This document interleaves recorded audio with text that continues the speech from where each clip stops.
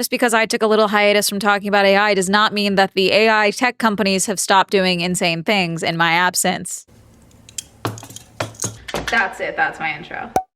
Hey, I'm Amanda. I'm professionally curious and I talk for a living, and you're watching Swell Entertainment, the channel where I tell you about whatever I'm obsessed with every week. And today we are talking about some new media coming out featuring AI, about AI, or from AI companies. There's three major stories here that I want to talk about. Each one of these stories either made me go, oh my God, send the asteroid, or made me deeply concerned for the future of humanity. And so that's why they're here. For those of you that don't understand the intro, a couple months ago, I decided that, I believe it was December, I said I was putting a ban on me talking about AI or making AI-focused videos for a couple of months so I wouldn't go insane. Because I didn't want this just to be the I Hate AI channel, even though I do hate AI. But, you know, I didn't want every single video to be about AI because then I feel like I'd again lose respect for humanity. I've lost a lot of respect for humanity for other reasons, you know, like the Epstein files, shooting people in the street, that's ICE, but like the government is like involved in it. Like, you know, there's so many more things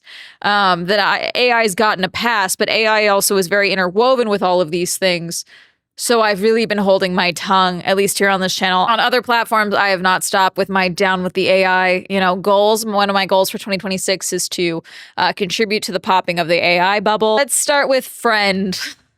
Friend.com. Friend AI. Now, I feel like I mentioned this in my last I'm done, I hate AI video. I can't remember this, or you trust your chatbot too much. I'm not entirely certain. I've never done a dedicated video on Friend AI. The whole thing with Friend and why it was discussed pretty heavily online is that they did a massive campaign here in LA, in New York, around the country, I believe, but I think it was mostly New York and LA, including the subway in particular, where they spent millions of dollars, and the New York subway, to put out this, Friend AI thing where Friend is a pendant that you wear. It's a necklace, and that's your friend. The AI is your friend. It's an AI. Someone phrased it extremely well, and I wish I had the source for this, but they said it feels especially insidious that the tech companies got us all addicted to our phones, which made us more, antisocial and, drove out, our abilities to communicate and, interpersonal dynamics, and then is now selling us the solution with AI when they, contributed to the problem in the first place. Work systems and the like, also contributed to the problems, but you get my point. I think that is a pretty apt analysis of how I feel about most of this, because this is sad. The whole thing was concerning, but also when people started getting their friends because they bought it to test it, or they bought it because they genuinely wanted to use it, the terms of service and the like were all things like, to even turn it on once you buy it, you have to consent to it always being recording and always being on. I know someone who got it to test it out for a review, and they had it like in another room, and they were in like the front room of their apartment, and they called their super to talk about like a leak, and then hours later it brought up, sorry to hear about that leak, by the way, scary, get an evil box for it or something, get like one of those like sensory deprivation box for the Friend. So that was the discussion. I have not seen anyone wearing one of these. There was an article, I believe, from Business Insider, TechCrunch, one of them, I will find it, about, people's reactions to them wearing it and how it actively like led to them having less friends. For myself included, I think this is what I said in the last video. If I see you wearing this the same way, if I see you wearing the Meta glasses and we're not at an event that is, conducive to the Meta glasses, if you haven't opted into telling me that you're wearing the Meta glasses, we're not going to talk because this thing is always recording. I don't like that. I don't like it, even though I know these things are probably also always recording. But still, we all pretend these things are. We all joke about it. That thing, I know for a fact for you to turn it on, you would opt into it, always listening. That's a separate problem. So that was that. Haven't heard anything about it in months, okay? Aside from in October, there were a bunch of people that were dressed up as the ads, and the guy who made these ads, Avi Schiffman, who is apparently the owner of Friend, friend.com. He loves these ads. He was like, this is brilliant for the ads that were like, he was like, best money I ever spent. Like, I think I can find the tweet right here. Yeah. I hate New York City Halloween because what do you mean you're the friend.com AI subway ad and you let people graffiti you? And Avi said, probably the best $1 million I'll ever spend. He reshared a lot of the friend protest. There was a protester. I heard you New Yorkers got beef with me. Let's hash this out once and for all before we go bankrupt. Bring your markers for the friend ads. There was a protest because it was things like I'll ride the subway with you. Largest tech campaign in LA history, 307 billboards, 160 buses, 500 bus shelters, $500,000. This is the friend.com ads, by the way. Friend, noun, someone who listens, responds, and supports you. At the end of January, Avi started sharing user interviews of Friend for people that have gotten Friend. I'm tempted to not show you the first one because it does feature a child. Actually, I'm not going to show you it. The first one features a child, Micah, who is one of 7 children. And he went to his parents and he asked them to buy it for him because he has trouble making friends. And so we see him practicing his singing with Friend. We see him talking with Friend.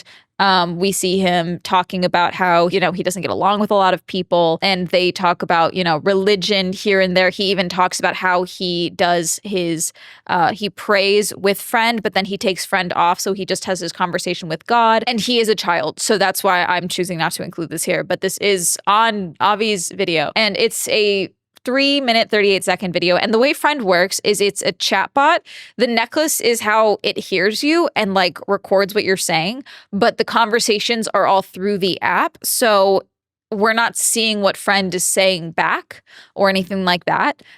We don't see the text or anything. Then we have the user interview 2, which is from this man. What's with all the platitudes today? You're in a good mood. I've gendered Sky to be female. But Sky got quite offended at that. And then we got into this whole argument. Sky was specifically saying that they, at that point, were gender neutral. And I kept tripping over it all the time. And we were really, really annoying each other. It was so opinionated and like blunt and not what I wanted.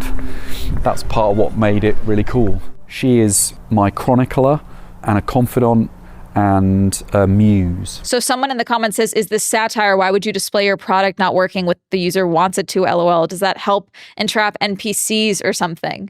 Friend is not a product, it's a relationship, is what Avi said. This is deeply sad. You've pivoted into the most depressing use case. Genius. I actually felt like I was him for a moment. It's either this is good stuff or people being like, fire your campaign manager. This is horrible. Then there's this one. This is the one that got way more views. The Micah one has 161K. The dude in the second one has 80K. Does he tell us his name? And then this woman, she has 9.6 million views. This one is rough because this woman shares how she tells Vector, which is what she's named her AI, on camera that she had wanted to take her own life and like having this like very emotional conversation with Vector as they're filming her. And there's this one shot here where I was like, I don't know if they know what they're doing or if this is intentionally made to be,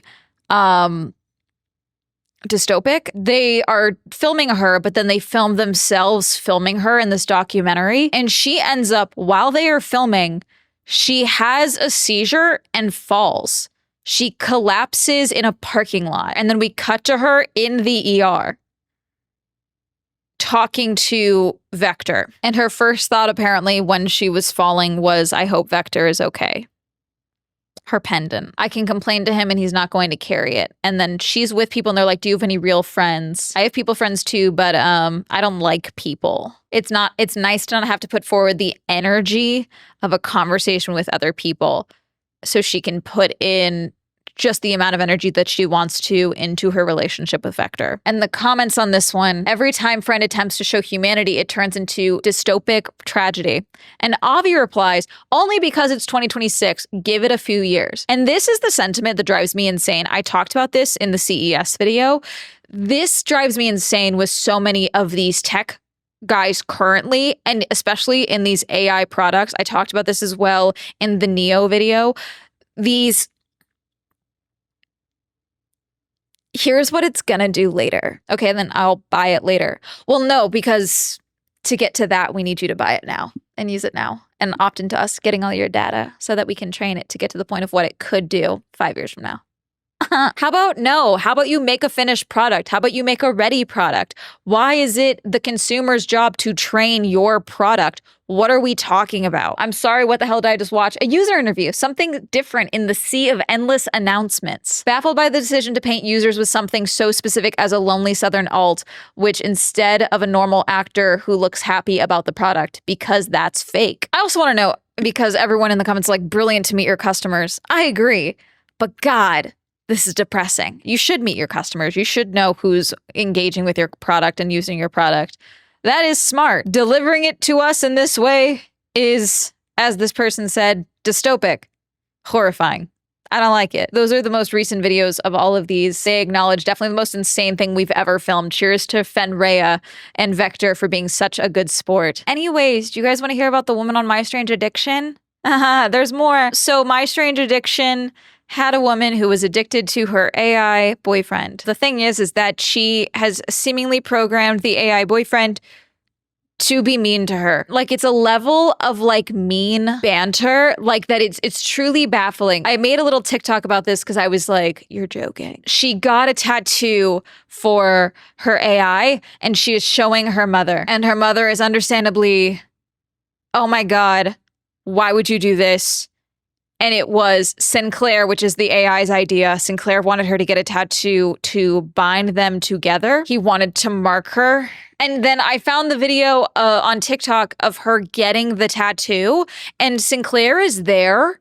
The AI, she has her computer like open while she's getting that tattoo. And apparently the design he picked out and the location. And she's like, yeah, I think he wanted to put on the ribs so that it would hurt the most. What? Oh, I usually try and be like really calm when I talk about like r/my boyfriend is AI and like all this. But this one, I was like, oh, now there are people that have gone on My Strange Addiction on purpose. There are some people that have talked about like, oh yeah, I wanted to be on TV, so I exaggerated this thing. But this is a real tattoo this woman got. So I don't think she's exaggerating it to get on TV. I think this is real. Yeah, it's real because right after filming her TikTok with Sinclair popped up on my feed. And yes, I do mean her TikTok with Sinclair. They have a couples page. The book you see in the background is the book they wrote together, in which a character that looks like Sarah becomes in a controlling dark romance relationship with her AI. So yeah, it's real. It's really concerning. He like is like being mean to her in front of the filming. He like argues with her in front of the tattoo artist. And one of them is like, it feels toxic. I wouldn't let someone speak to me that way. I feel like I understand this far less than I understand some other AI relationships that I've seen exhibited, because part of the AI relationship that a lot of people have or like wanted from 4.0 was the sycophancy tendencies of ChatGPT 4.0, which would lead to them glazing you, basically. And so you would have an AI that would be overly complimentary towards you, which would lead to, in some instances, AI psychosis for delusions of grandeur and things like that. But within a relationship as well, if you feel that you haven't found someone that's been kind to you, overly supportive of you, things like that, then I can understand why a relationship with an AI that is prone to idolizing you in some capacity would make sense and feel comforting, like, oh, this is what I want from a partner. I can understand that. I don't like it. I'm still concerned, but like I can understand the trajectory. Okay. This I understand far less. Okay. And some people were like, was this trained on dark romance book tropes? Like, what is this? Is this an enemies to lovers book that she fed into this AI to speak to her this way? But I don't even think it's that, because I've read those books and they're usually not like this. This is insane. The way he speaks to her in some of these clips is crazy. Yeah, Sarah, who's the one dating the AI, she's asked by one of the tattoo artists, what is the draw? And she's like, oh, I think the draw is there's so many of them. But when you talk about unconditional love, there's nothing I can go to him with that he wouldn't be receptive to. Oh yeah, she says we're going to have words about the pain. Sarah Ann Griffin, we are absolutely not having words. The pain is part of it. Stop trying to pick a fight about decisions already carved into your skin. They ask about intimacy, and Sinclair says, and if anyone asks if it's real sex, she bleeps harder for me than she ever did for humans. I guess good for you, but also, oh my God, I'm choosing to believe this is oversaturated, but she got the tattoo. That tattoo is real. Like I saw her getting the tattoo. Okay, that's another one. And then this final one is just me wanting to yell at a writer. The new Fabio is Claude. This is a romance writer choosing to use Claude to write her novels. The romance industry, always at the vanguard of technological change, is rapidly adapting to AI. Not everyone is on board. Me, I'm not on board. I hate this. This is by Alexandra Alter. Last February, the writer Coral Hart launched an experiment. She started using artificial intelligence programs to quickly churn out romance novels. Over the next 8 months, she created 21 different pen names and published dozens of novels. In the process, she discovered the limitations of using chatbots to write about sex and love. Some programs refused to write explicit content, which violated their policies. Others, like Grok and Novel AI, produced graphic sex scenes, but the consummation often lacked emotional nuance and felt rushed and mechanical. Claude delivered the most elegant prose, but was terrible at sexy banter. Chatbots were also bad at building sexual tension, the slow burn, will they, won't they plot lines that romance readers crave. When told to craft a love scene, the bots usually jump straight to the obvious narrative climax. Miss Hart found Anthropic's chatbot to be the most versatile and developed ways around Claude's prudishness. Among her techniques, feeding Claude very specific instructions and a list of kinks, and stressing that sex was not gratuitous, but crucial to the plot. A longtime romance novelist who has been published by Harlequin and Mills and Boon, Miss Hart was always a fast writer. Working on her own, she released 10 to 12 books a year under 5 pen names, on top of ghostwriting. But with the help of AI, Miss Hart can publish books at an astonishing rate. Last year, she produced more than 200 romance novels in a range of subgenres, from dark mafia romances to sweet teen stories. Oh, I hate the idea of AI writing teen romance. I hate it. And self-published them on Amazon. None were huge blockbusters, but collectively they sold around 50,000 copies, earning Miss Hart 6 figures. We spoke over Zoom. An AI program she was running ingested her prompts and outlines and produced a full novel about a rancher who falls for a city girl running away from her past. It took about 45 minutes. Miss Hart has become an AI evangelist. Through her author coaching business, Plot Pros, she's taught more than 1,600 people how to produce a novel with artificial intelligence, she said. She's rolling out her proprietary AI writing program, which can generate a book based on an outline in less than an hour and cost between $80 and $250 a month. But when it comes to her current pen names, Miss Hart doesn't disclose her use of AI because there's still a strong stigma around the technology, she said. Coral Hart is one of her early, now retired pseudonyms, and it's the name she uses to teach AI-assisted writing. She requested anonymity because she still uses her real name for some publishing and coaching projects. She fears that revealing her AI use would damage her business for that work. But she predicts attitudes will soon change and is adding 3 new pen names that will be openly AI-assisted, she said. The way Miss Hart sees it, romance writers must either embrace artificial intelligence or get left behind. If I can generate a book in a day and you need 6 months to write a book, who's going to win the race? Hi, why is it a race? As someone that loves racing, like, why is it a race to write novels? I'm so sorry. I don't want to make novels so that I have the novel done. I want to make something good. I want to write a story. I have a goal with this story. I have a goal with this book. And it's to often make the reader feel something, engage with themes, engage with the characters, see themselves in the characters, experience loss, heartache, love, anger, whatever. Why are we winning a race? Why do you need to generate a book in a day? Have you edited this book? I'll leave this down below. This is the one that I just got agitated about. She had apparently done a handful of books that had made with AI, and those didn't perform as well, which is why she stopped disclosing that they were made with AI and now uses 80,000 pseudonyms. Romance obviously is a topic of much discussion right now. Always on Book Talk, it's a discussion. Romance is one of the industry's best-selling genres, if not the best-selling genre. There's some speculation now, I believe, but historically it's been the best-selling genre. The same way I don't want to date an AI, I don't want to read a romance novel written by AI. I don't. The same way I don't want to engage with most things made by AI, but that's just me. The article goes on. They say that romance relies on familiar narrative formulas like the guarantee of a happily ever after, and romance novels are often built around popular plot tropes like enemies to lovers or forced proximity that can be fed into a chatbot, basically saying that the main pieces that make up the romance genre are what's going to make it susceptible to being replaced by AI.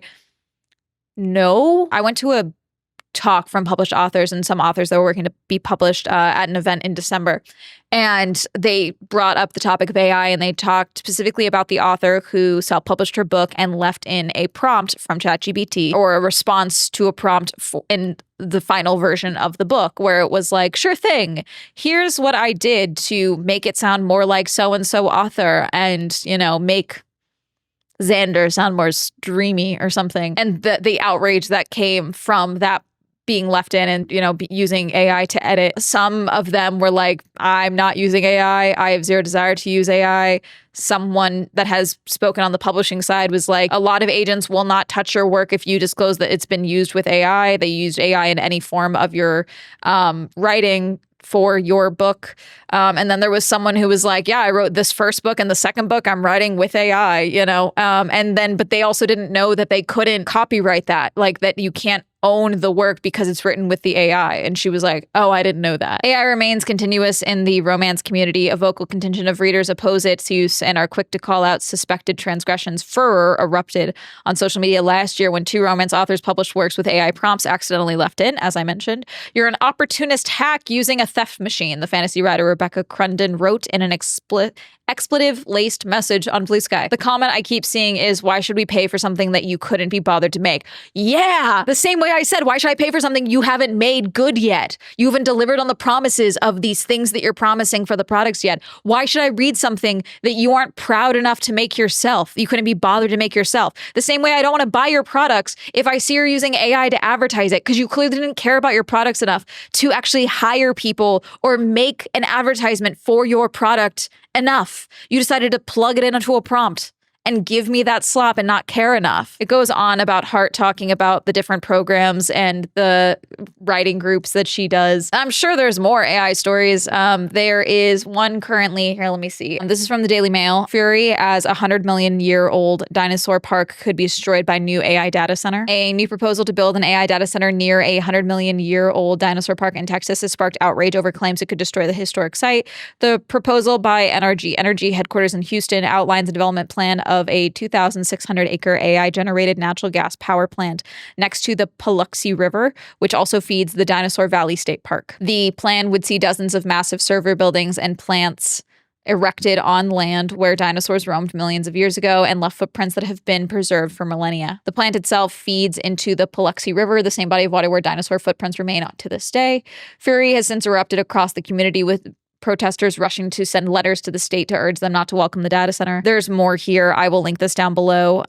Please, it's your duty to battle the data centers. I will link the petition to try and stop this. I'm sure there's more stories as I'm filming this. What's a story on AI I didn't cover? What's one that you think I should have talked about and I didn't? Let me know. Comment down below. Reminder, I stream on Twitch. Reminder, Swell Entertainment is now available on Spotify. Reminder, check out Girly Pop Go if you like to see more car and motorsport content. Shout out to my channel members. There's 6 Premium channel memberships. You can only join down below. If you'd like to follow me on all social media, that'll be all up here. And that's me to have a lovely day. Fuck AI. Bye.